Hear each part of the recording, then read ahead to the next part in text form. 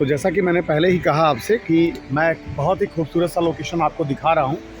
तो अब मैं दिखाता हूँ आपको कि ये लोकेशन किस लेवल।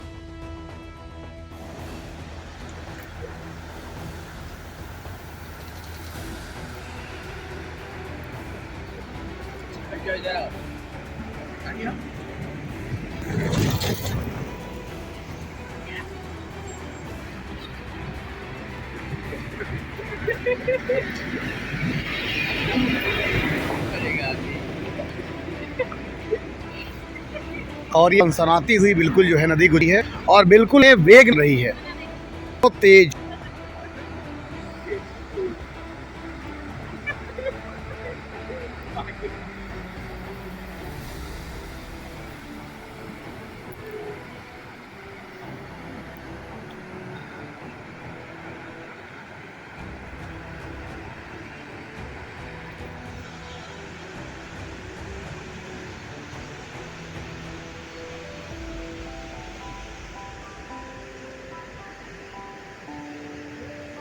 उस पहाड़ पे तो धुंध है बिल्कुल।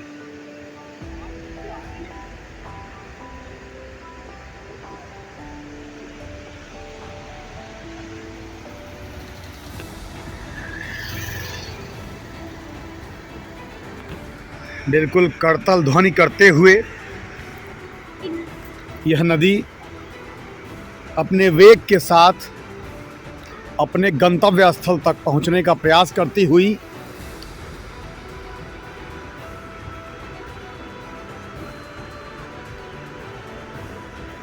निसंदेह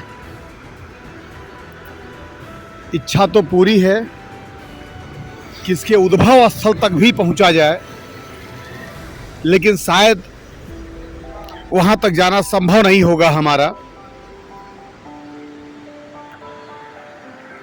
तो उद्भव स्थल ना सही, मध्य स्थल ही सही, कोशिश है कि बेहतर दिखाऊं आपको। इन घाटियों का एक विहंगम और मनोरम छटा आपको दिखाया जाए।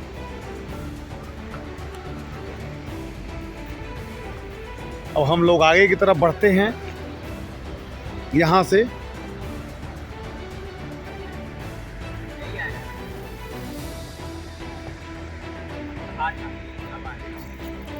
तो अब चलते हैं और आगे की तरफ बढ़ते हैं, और इस उम्मीद में कि आपको ये ब्लॉग अच्छा लग रहा होगा। प्लीज़ लाइक ज़रूर कर दीजिएगा अगर अच्छा लगता होगा, और शेयर भी कर दीजिएगा सब्सक्राइब करके। Thank you.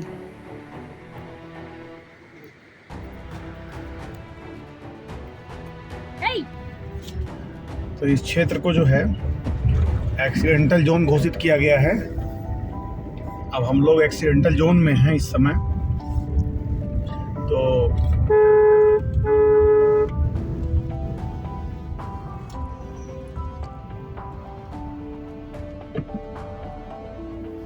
ये गाड़ी आ रही है इसलिए मैं रोक दिया हूँ। अभी टर्न अप पॉइंट है ये।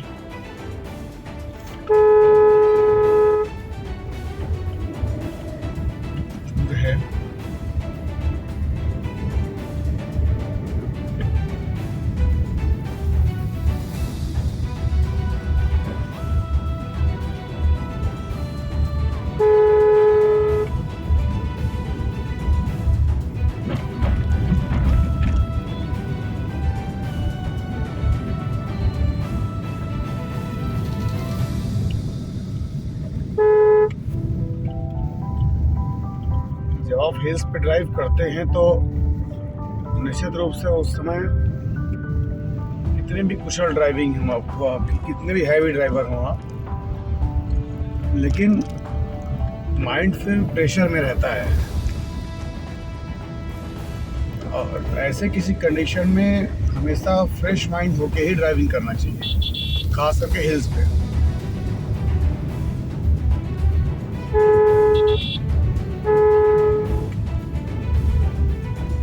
में आपके दिमाग पे किसी का कंट्रोल नहीं होना चाहिए।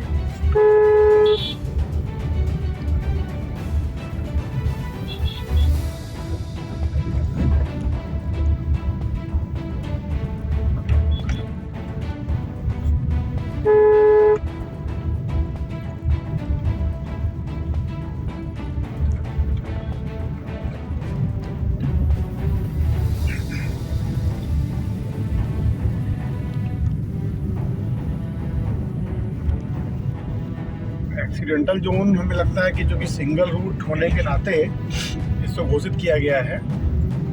और वैसे तो अभी तक कोई पत्थर वगैरह ऊपर से तो दिखा नहीं कि है, पत्थर गिरने वाला भी एरिया क्षेत्र है ये, लेकिन इसका मतलब यही हो गया कि एक्सीडेंटल जोन सिर्फ इसीलिए है क्योंकि रूट पतला है, रास्ते पतले हैं और मोड़ अंधा है। यानी कि अगर एक तरफ आप मोड़ रहे हैं और अगले ही पल आपको फिर अगला अंधा मोड़ फिर दोबारा आ जा रहा है, जैसा कि आप मेरे पूरे के पूरे ब्लॉग में देख पा रहे होंगे इस चीज़ को।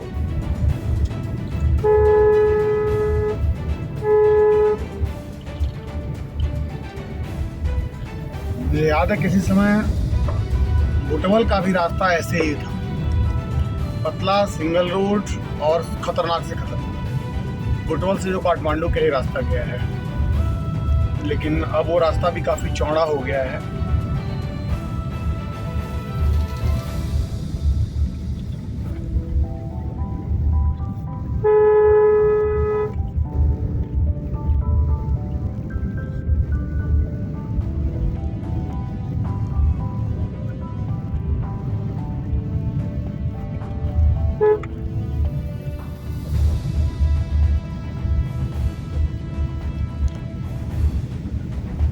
इन रास्तों पर भी मेरी स्पीड जो है वो गाड़ी की 20-30 बस ऐसे ही है।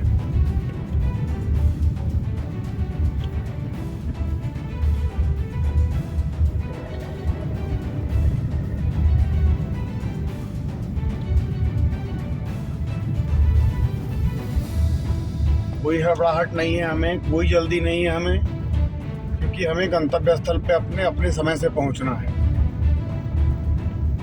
हड़बड़ाहट दिखाने के चक्कर में फिर समस्याएं बढ़ेंगी, इसलिए बड़े प्रेम से, बड़े धीरे धीरे, बड़े आराम से आप अपने स्थल तक पहुंचिए, अपने गंतव्य स्थल पे पहुंचिए, विश्राम करिए और फिर सुबह जो है वो प्रभु के दर्शन करिए, फिर अगला प्रोग्राम वहीं से सेट करिए। चल रहे हैं धीरे धीरे करके। ये हैं रास्ते, ये बच्चे हैं जो पढ़ करके स्कूल से आ रहे हैं, टाइम भी हो गया है।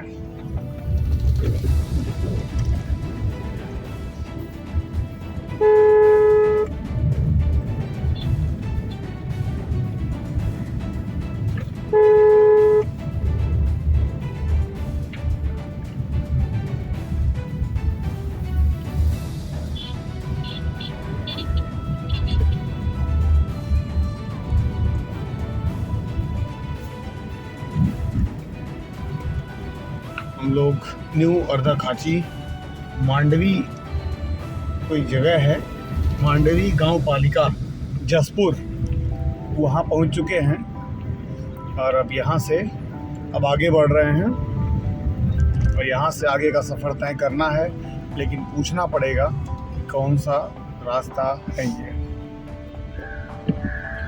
ये भिंगरी के लिए कौन सा रास्ता सीधा। अच्छा, ये भिंगरी के लिए मैंने पूछा तो यहाँ पे नेपाली पुलिस के लोग थे, तो उन लोगों ने बताया कि बिल्कुल सीधा रास्ता भिंगरी के लिए गया है।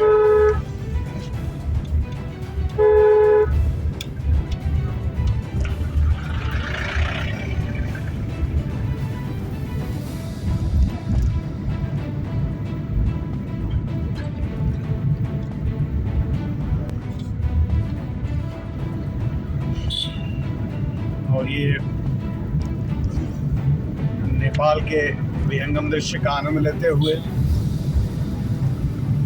और आपको भी आनंद की अनुभूति कराते हुए, अगर आप वीडियो देख रहे हैं तो, और अगर अच्छा लग रहा हो तो निश्चित रूप से लाइक जरूर करिएगा, लाइक करके शेयर भी कर दीजिएगा और सब्सक्राइब भी कर दीजिएगा।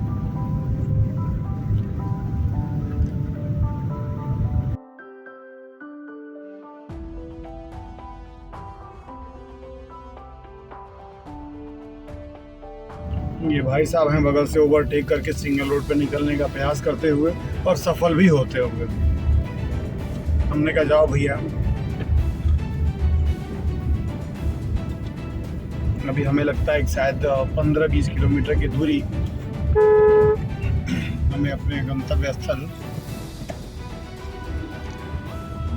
के लिए और तय करनी है।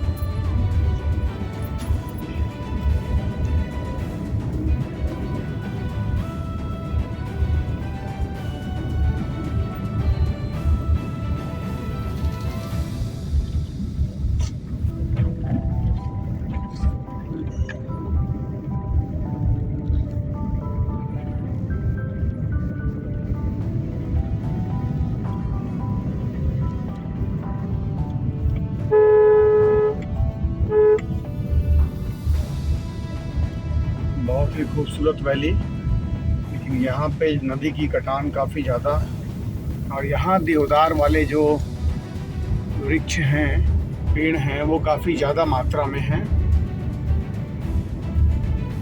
यहाँ पाइन्स के ज़्यादा जो है पेड़ हैं।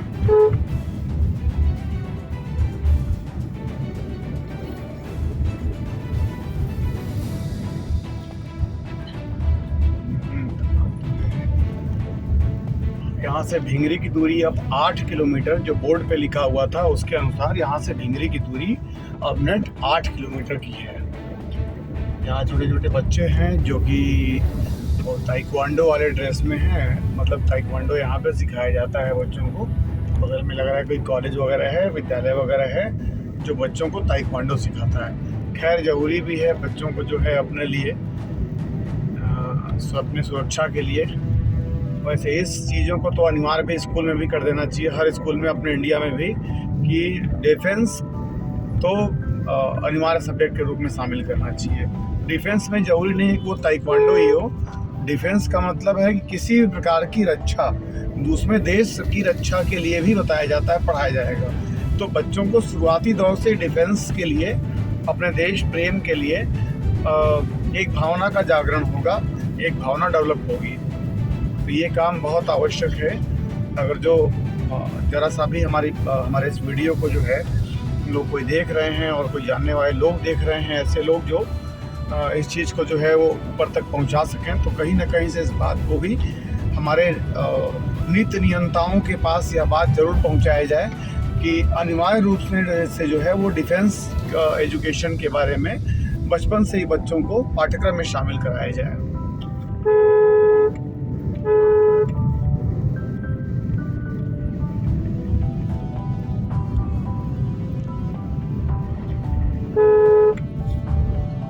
इस समय हम लोग घाटी में हैं, बिल्कुल घाटी में।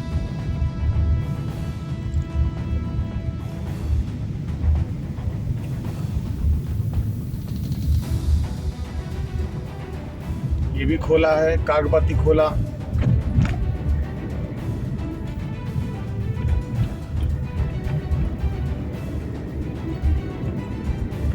और फिर अब ऊंचाई की तरफ, सीधा नीचा, सीधे ऊपर।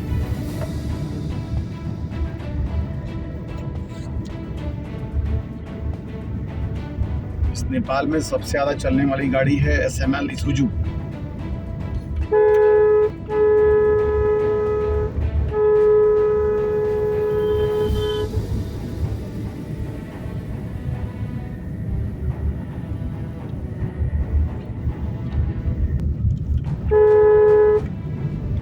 लोकेशंस कितने सुंदर हैं कि आप वीडियो में देख सकते हैं।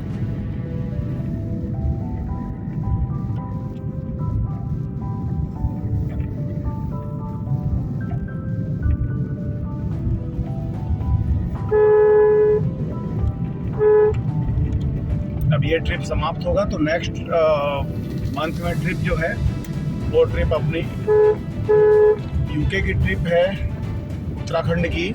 अब यूके का मतलब यार यूनाइटेड किंगडम ना समझ लेना, यूके के ट्रिप का मतलब हो गया कि उत्तराखंड की ट्रिप है।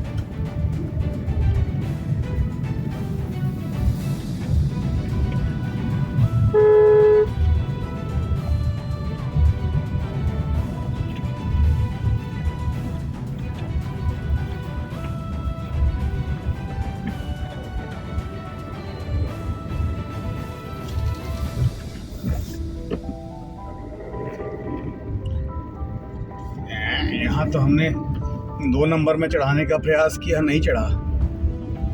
फिर हमें 1 नंबर में चढ़ाना पड़ा, पहलवान गियर का इस्तेमाल करके चढ़ाना पड़ा।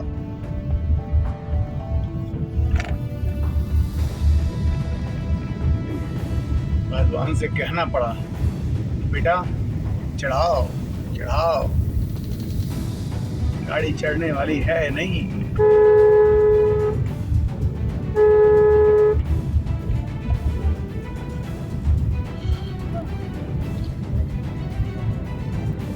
कोठी बाढ़ हम लोग आ गए, कोठी बांग है, सॉरी कोठी बांग है, कोठी बांग हम लोग आ गए।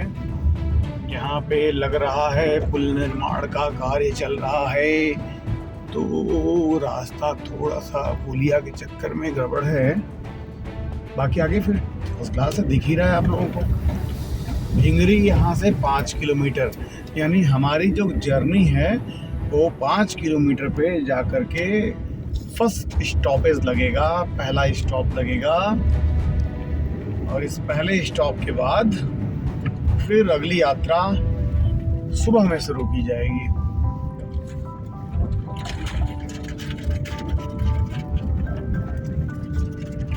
और ये बिल्कुल गड्ढा सामने वाटर क्रॉसिंग के कारण बना रखे, ये स्ट्रिप लीफेस, ये सीधा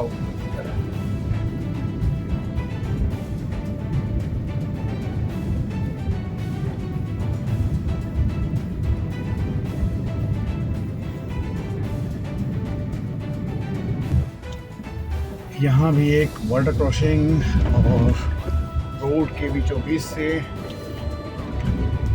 पानी निकल करके नीचे नाले में मिल जा रहा है।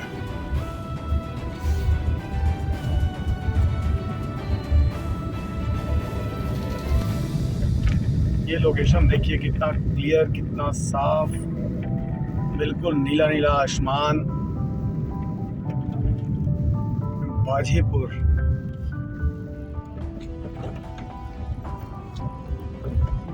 एक विलेज है, ये गांव है। ये इसी गांव से हम लोग आगे की तरफ बढ़ रहे हैं। भिंगरी यहाँ से 3 किलोमीटर की दूरी पे है, और लिवांग घाटी कोई जाना चाहता है तो 48 किलोमीटर यहीं से अभी आगे लिवांग घाटी है, जहाँ का प्लान अभी हमारा नहीं है। अभी हमारा जो प्लान है वो सिर्फ और सिर्फ भिंगरी तक का है। भिंगरी, और भिंगरी से कल सुबह मॉर्निंग में 14 किलोमीटर और ऊपर की यात्रा होगी।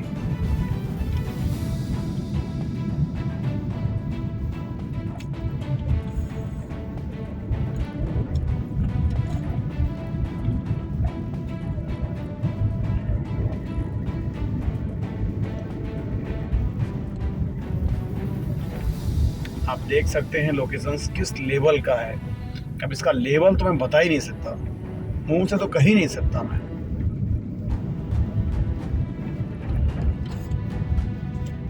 अब इसका लेवल देखें, और लोकेशन आप फिर देख सकते हैं किस स्तर का है। हाई लेवल लोकेशन है ये।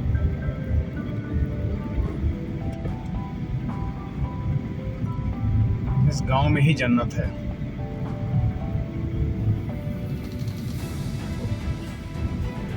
क्या शानदार लोकेशन है।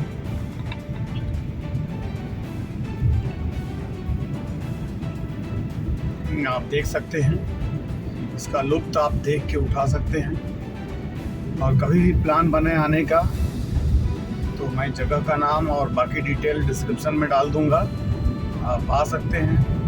कोई समस्या होगा तो मैं अपनी मेल आईडी भी डाल दूंगा, आप मेल पे संपर्क भी हमसे कर सकते हैं।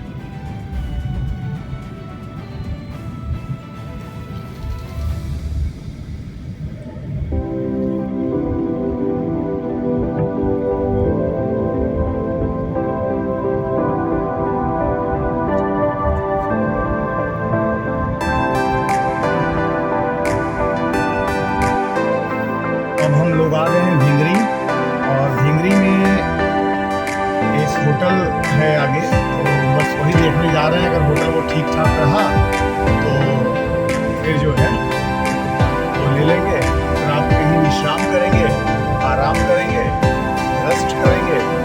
तीनों एक साथ नहीं करेंगे, करेंगे कहीं नाम तीनों ही।